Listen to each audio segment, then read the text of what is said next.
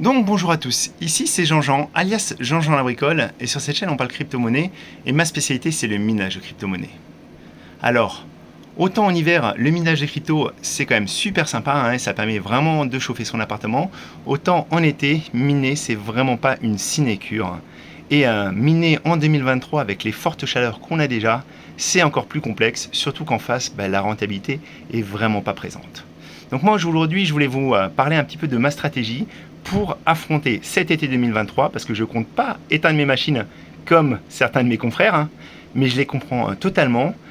J'essaye vraiment d'optimiser et là vous avez vu déjà sur cette machine j'ai mis un extracteur qui enlève un maximum d'air chaud, hein, et qui le rejette dehors, mais je vais surtout essayer de déplacer un maximum de cartes dans ma petite cabane que j'ai fabriquée.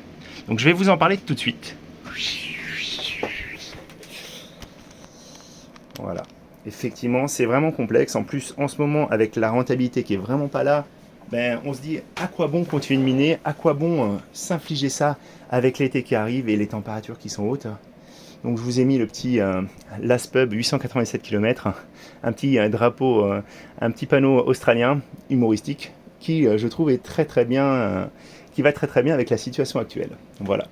Alors, je voulais déjà vous rappeler, clairement, moi je mine un appartement et donc c'est ça qui est problématique.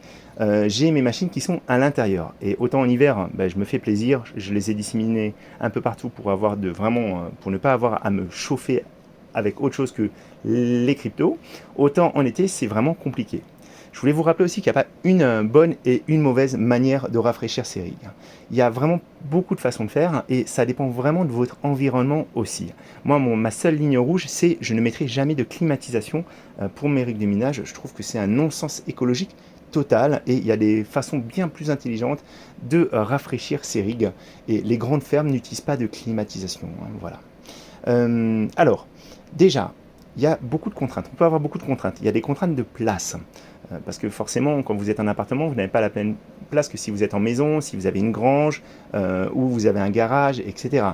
Le bruit aussi, parce que on peut très bien avoir des voisins, et il ne faut vraiment pas sous-estimer ça. Si vous prenez des petits ventilateurs, ils vont en plus avoir un bruit qui peut être très aigu, hein, comme sur les ASICS, et ça peut être gênant. Moi, j'ai un confrère, hein, Happy Mining, pour ne pas citer, hein, qui est en maison et il a mis un extracteur et il a des problèmes de voisinage par rapport à son extraction, avec un seul extracteur. Et pourtant, voilà, il est en maison, moi c'est pareil, je suis en appartement, j'ai des voisins, donc il faut vraiment que je fasse très attention à ce niveau-là. Il y a aussi un problème de puissance électrique, parce que moi j'ai mis une cabane qui est à l'extérieur, mais je n'ai qu'un seul branchement, donc je ne peux pas mettre toute ma ferme dessus parce qu'autrement ça ne tiendrait pas et je n'ai pas de moyen facile de tirer des câbles électriques supplémentaires, une ligne supplémentaire. Voilà. Il faut faire aussi attention à avoir un accès réseau parce que les personnes qui minent en Wi-Fi, alors c'est certes possible de miner en Wi-Fi, mais c'est souvent source de problèmes. Voilà. Le mieux c'est d'avoir une connexion filaire, mais ça, il faut l'avoir dans l'endroit où vous voulez vous installer. Et le dernier aléa où il faut faire très attention, c'est les aléas climatiques. Tout ce qui est pluie et aussi vent. Moi, je vous rappelle, pour ceux qui suivent la chaîne depuis pas mal de temps, j'ai eu un souci avec ma cabane. Je vais vous montrer en fait le type de cabane que j'ai. Hein. C'est une cabane qui est un petit peu comme celle-ci, une cabane qui est assez haute, qui est assez large et qui est peu profonde pour pouvoir mettre mes rigs les uns au-dessus des autres.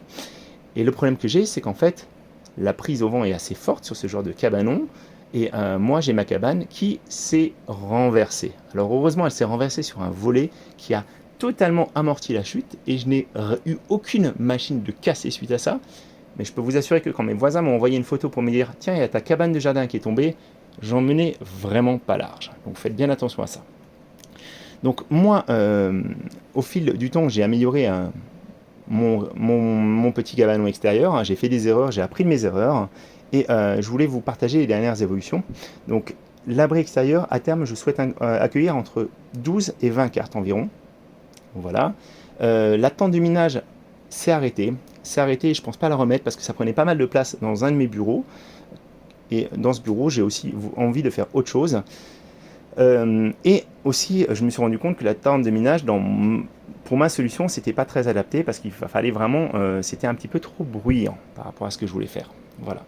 Donc moi, dans mon abri au début, ce que je comptais beaucoup sur la convection naturelle, le fait que l'air chaud remonte et qu'il puisse s'en aller par le haut. J'avais fait des ouvrants sur le haut pour ne pas prendre la pluie, mais pour que la chaleur puisse circuler. Et en pratique, je me suis rendu compte que c'était pas suffisant. En pratique, j'ai essayé des extracteurs, j'ai mis des petits extracteurs de ce type-là en fait. Je vous en ai déjà montré, j'en ai un pas loin d'ailleurs, que je vais vous remontrer tout de suite. Donc ça c'est génial. C'est génial parce qu'en fait ça permet vraiment d'envoyer l'air où vous le souhaitez et d'aller récupérer l'air à l'endroit qui vous intéresse. Par contre ça prend pas mal de place dans la cabane et aussi c'est pas forcément assez puissant. Parce que je vais vous montrer un petit peu maintenant les types d'extracteurs qu'il y a. Alors déjà si vous partez sur ce type d'extracteur, je vous conseille vraiment de partir sur du 200 mm. Ça existe en 100, 125, 150, mais ceux-là ils sont trop faibles pour un usage mining, encore une fois. Et je vous montre un petit peu, donc là je suis parti sur une référence classique, un extracteur à 2 vitesses, et vous avez en fait les performances, c'est en mètres cubes par heure. Vous avez entre une vitesse à 830 mètres cubes par heure et une vitesse à 1040 mètres cubes par heure. Mais moi, je vais vous montrer pour comparer en fait un ventilateur, les brasseurs d'air type industriel que vous pouvez trouver chez Leroy Merlin, etc. Je vais vous en montrer un, et regardez, donc ça c'est un petit ventilateur en 45 cm, et ça c'est extrêmement efficace. Donc ça consomme quand même 120 watts à pleine puissance, et regardez les chiffres, en débit maximum mètre cube par heure, on est à 8500, c'est-à-dire plus de 8 extracteurs 200 mm qu'on a vu juste au-dessus. Donc ça permet vraiment de brasser beaucoup d'air, et effectivement c'est pour moi la meilleure solution pour ce type d'installation quand vous avez un espace qui est réduit. Bien sûr, plus votre espace est réduit, plus l'air doit circuler vite à l'intérieur pour éviter la chauffe. Voilà. Alors, je vais vous montrer maintenant la vidéo de ma petite cabane avant. Vous allez voir. Je vous montre, c'est vraiment sale. Vous voyez, j'ai une carte qui a un ventilateur qui ne tourne plus. On voit des traces d'oxydation au fond aussi.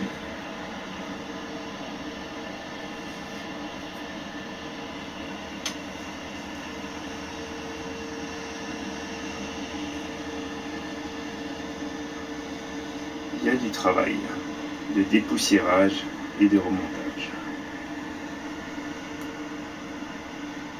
Donc, je vais en profiter aussi pour enlever mes 570 et 470 et pour mettre mes 5006 à l'œuvre parce que pour l'instant elles sont plus en service. Bon, comme vous avez pu voir, vraiment c'est pas génial du tout. Je vous montre un petit peu aussi en détail la poussière. C'est vraiment voilà, c'est une cabane qui est pas loin, mais elle n'est pas forcément très accessible. Et aller dépoussiérer ça, je le fais un petit peu, je l'ai fait régulièrement, mais c'est complexe. C'est complexe parce qu'en plus j'ai 3 alimes, j'ai 8 cartes, donc c'est une machine qui est difficile à déplacer. Alors, ce que j'ai fait, il y avait des traces aussi d'humidité qu'on voyait. Je vous montre maintenant la cabane après réparation. Alors, pour l'instant, j'ai pas tout rebranché. Vous voyez, donc là j'ai remis un rig. Donc vous avez l'extracteur, donc c'est un extracteur en 35 cm que j'ai mis là, et j'ai créé surtout une deuxième ouverture qui est ici. Donc j'ai créé une deuxième ouverture pour pouvoir remettre un autre extracteur soufflant.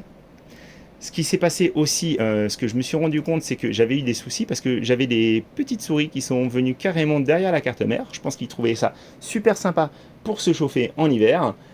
Alors j'ai rehaussé l'ensemble de la structure, j'ai mis aussi une tapette à souris et voilà.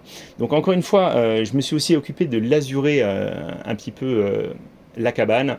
J'avais des endroits où j'étais pas sûr qu'il n'y ait pas un petit peu d'infiltration d'eau aussi, donc j'ai vraiment un petit peu renforcé tout ça. J'ai relasuré et voilà.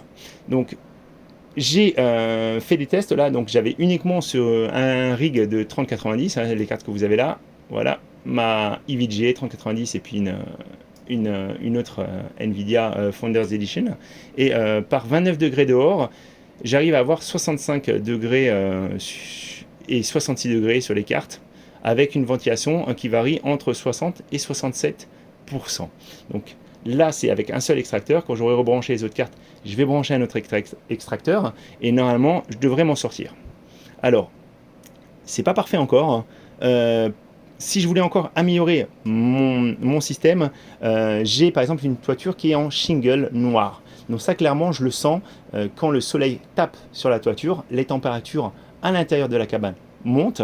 Donc si je voulais encore améliorer ça, je pourrais très bien peindre les shingles noirs en blanc.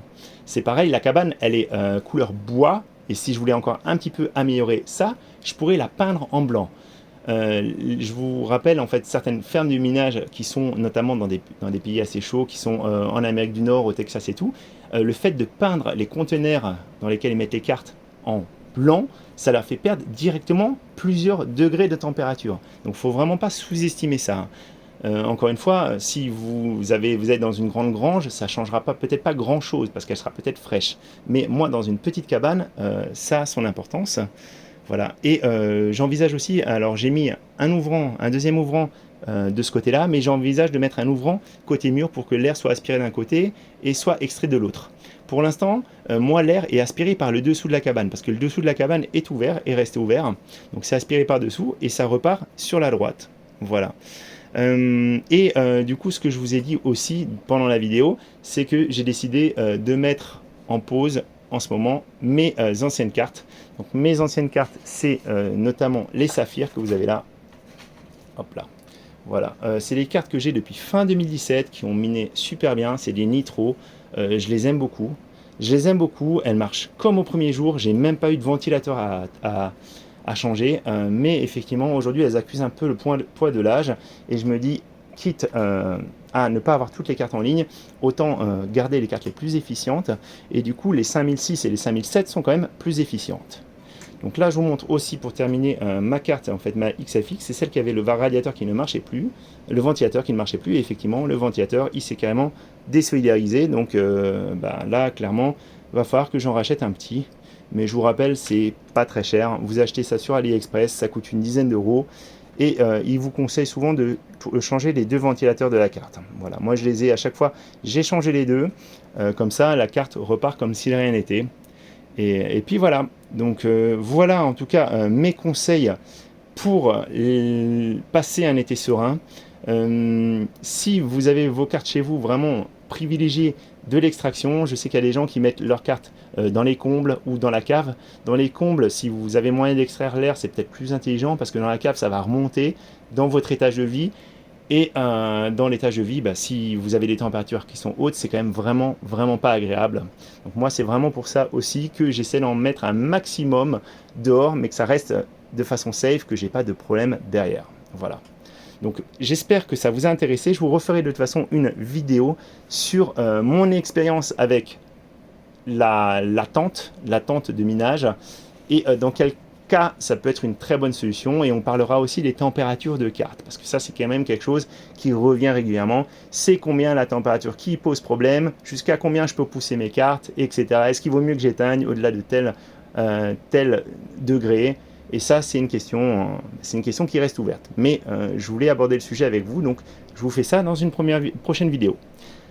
Je finis pour souhaiter une bonne fête des papas à tous les pères.